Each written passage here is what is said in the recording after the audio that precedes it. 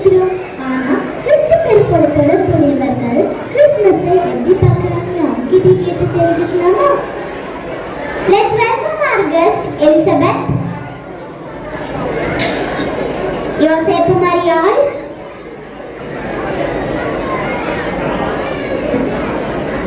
ஏரோது, சாஸ்திரிகள்,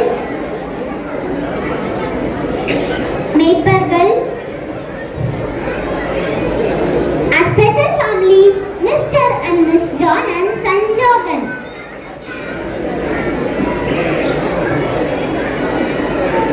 ஏற்கனவே பெருக்கப்பட செய்தி அறிந்து அவங்க எப்படி பேசுறாங்க அவங்க கேட்டு தெரிஞ்சுக்கலாமா? சொல்லுங்க எலிசபெத் சிஸ்டர்.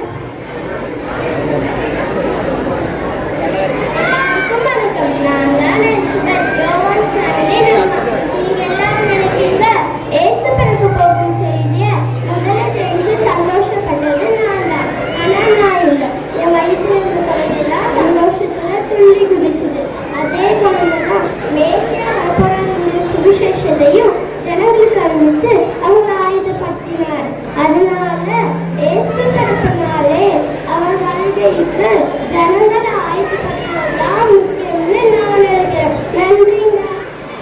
வா, சூப்பரா சொன்னீங்க. வா, இது கேட்கும்போது எங்களுக்கு சர்ப்ரைஸா இருக்கு. Thank you Elizabeth sister. அடுத்து நம்ம ஏசப்போட அம்மா அப்பா கிட்ட கேட்டு தெரிஞ்சுக்கலாமா? சொல்லுங்க மேரியன் ஜோசப். எல்லாரும் இயேசுவிடத்தை இவ்வளவு பாசமா செலிப்ரேட் பண்றீங்க. ஆனா பாசிய சூழல் என்னது சொல்லுங்க, யாரும் பயந்து போகணும்.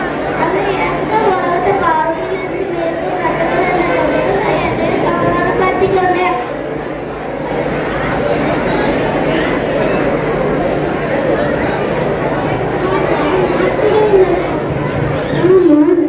இந்த காரியம் எப்படி இருக்குமோன்னு மனசுக்குள்ள கலங்கினேன்.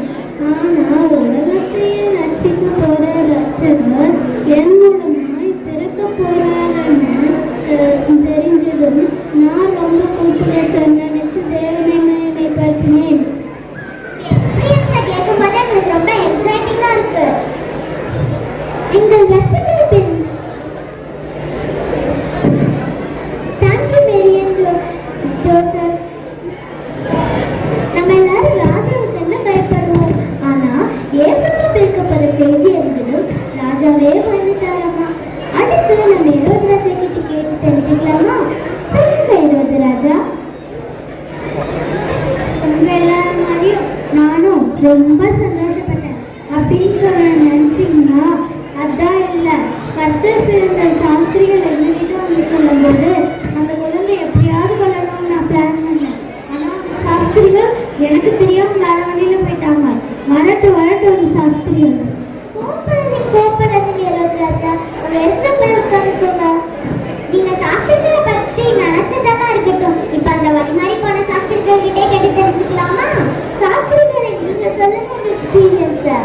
நாங்கள் வானமண்டலங்களிலும் சூரிய சந்திரனையும் நட்சத்திரங்களையும் கவனித்து பல வேதங்களையும் படித்து வருங்காலத்தில் என்ன நடக்கும் என்பதை கணிப்பவர்கள்.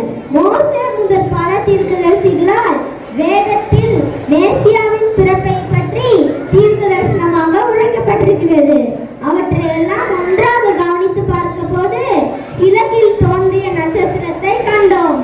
யூதருக்கு ராஜா பிறந்திருக்கிறார் என்று அவரை பார்க்க அரண்மனைக்கு சென்றோம். ஆனால் அவர் அங்கே இல்லையே. நட்சத்திரம் குழந்தை பத்திரையேன் கொள்ள மாற்று சொல்வதற்கு நேராக எங்களை வழிகாட்டியதும் நாங்கள் பிள்ளையை கண்டோம். யூதருக்கு ராஜாவாக பிறந்த அந்த குழந்தைக்கு எங்கள் வெகுமதி காணிக்கையை கொடுத்தோம். பிள்ளையை பணிந்து கொண்டோம். தேவனால் சொப்பனத்தில் எச்சரிக்கப்பட்டு எங்கள் தேசத்திற்கு கடந்து போனோம். இரண்டாவது முறையாக வரும் மேசியாவை சந்திக்க ஆயத்தப்படுவது கிறிஸ்து பிறப்பின் நோக்கமாக இருக்கும் என்று நினைக்கிறோம். நீங்க சொல்றது கரெக்டா. நாங்களும் அதேதான் நம்ம இருக்கோம். கிறிஸ்து பிறந்த செய்தியை தூதர்கள் வந்து மேய்ப்பர்களிடம் சொன்னதும் அவங்க என்ன நினைச்சாங்கன்னு அவங்க கிட்டே கேட்டு தெரிஞ்சுக்கலாமா? எங்களுக்கு இந்த கிறிஸ்துமஸ்னா செலிப்ரேஷன்னா ஒன்றுமே தெரியாதுங்க. தென்றல் ஆரம்பிக்கிறதாங்க. அந்த இருட்டு ராத்திரியில குளிர்ல இருந்தப்போ எங்க கண் முன்னாடி சொல்லினாங்க. எவ்வளோ வெளிச்சமா இருக்கு. முன்னாடி அந்த வெளிச்சத்தையும் தேவதையும் பார்த்ததே இல்லைங்க. அவங்க சொன்னாங்க உங்களுக்கு ஒரு ரட்சகர் பிறந்திருக்கிறாங்க. அதுவும் எங்களுக்கு ஒன்றும் தெரியலங்க. ஆனா அந்த தேவதூதர் சொன்ன மாதிரியே நாங்க பத்திரையில் போய் அந்த குழந்தைய பார்த்தோங்க. இது எவ்வளவு பெரிய பாக்கியம் தெரியுமா? நாங்க யாரு சாதாரண அடிமைக்கிறவங்க. ஆனா இந்த உலகத்தையே அளவுற ராஜா பெருமைக்காக நீங்க செய்தி அறிவுப்படுத்துங்க. அதன்படியே நாங்க போய் பார்த்தோங்க. பெரிய பாக்கியமா நினைக்கிறோம். எளியவர்களையும் தாழ்மை உள்ளவர்களையும் கர்த்தர் நோக்கி பார்க்கிறாங்களுக்கு நான் சாட்சிங்க. தாழ்மை உள்ளவர்களுக்கு தேவன் கிடைச்சி இருக்கிறார். அந்த வசனம் எங்கூர்ல இப்பதான் புரியுது. இப்ப நம்ம special family mister and miss John கிட்ட கேட்போம். சொல்லுங்க மிஸ்டர் ஜான், உங்களோட கிறிஸ்மஸ் எக்ஸ்பீரியன்ஸ். முதலாவது என்னுடைய கிறிஸ்மஸ் நல்வாழ்த்துக்கள் உங்களுக்கும் உங்கள் தொலைக்காட்சி நேயர்களுக்கும் தெரிவித்துக் கொள்கிறேன். ஊரெல்லாம் இந்த கிறிஸ்மஸ் மாசம் வந்தாலே கொண்டாட்டம் தான். ஆனா எனக்கு மட்டும் திண்டாட்டம். வினேஷரா கூட ஏதாவது உருட்டி பரட்டி போட்டு சமாளிச்சுடும் மேடம். ஆனா இவங்க கூட போற பர்ச்சேஸ் கொடுமை இருக்கு பாத்தீங்களா. கடையே உருட்டி பரட்டி போட்டு வந்து சொல்லுவாங்க. கலெக்ஷனே சரியில்லை மேடம். கந்தை பொதிது போலமாய் தீர்ந்த எளிய வாழ்க்கை வாழ்ந்த இந்த ராஜாதி ராஜனே ஆராதிக்க போகும்போது கூட இவங்களை அப்படி தாங்க முடியுங்க. அதை கொஞ்சம் இவங்க கிட்டே கேளுங்க. நீங்க சொல்லுங்க மிஸ் ஜான், உங்களோட கிறிஸ்மஸ் எக்ஸ்பீரியன்ஸ். ராஜாதி ராஜாவை ஆராதிக்க போகும்போது நம்ம பிரேட்டா போக வேண்டாமா? கிறிஸ்மஸ் செலிப்ரேஷன் நம்ம ஐயா கொடுக்குற மெசேஜோட அக்கம் பக்கம் இருக்கிற சாரியோட டிசைனெல்லாம் பார்க்குறாங்க. நீங்களே சொல்லுங்க மேடம், நான் சொல்றது சரிதானா?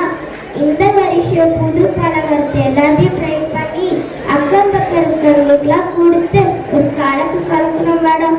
அப்பதான் கிறிஸ்மஸ் செலிப்ரேஷன் ஃபுல்ஃபில் ஆகும். கிறிஸ்மஸ் செலிப்ரேஷன் சூப்பராகவே எங்களுடைய வாழ்த்துக்கள்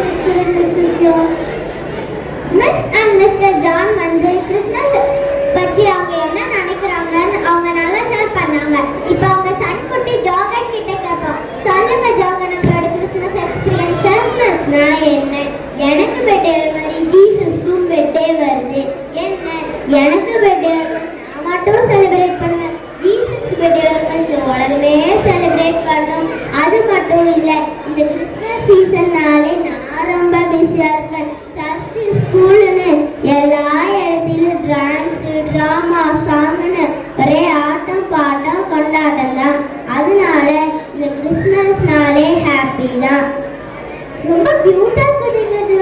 எனக்கு ரொம்ப ஹாப்பியா இருக்கு. கிறிஸ்மஸ்னாலே எல்லாத்துக்கும் ஜாலி தான் இல்லையா? அக்கா அக்கா போதும் போதும், எனக்கு ரொம்ப எக்ஸைட்டிங்கா இருக்கு. நீங்க ஒருத்தங்க வராங்கன்னு சொன்னீங்களே, ஃபர்ஸ்ட் அவங்களை கூப்பிடுங்க.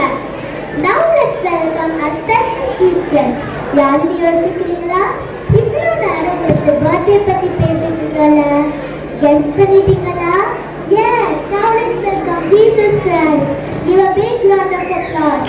எல்லாரும் கை தட்டலாமா?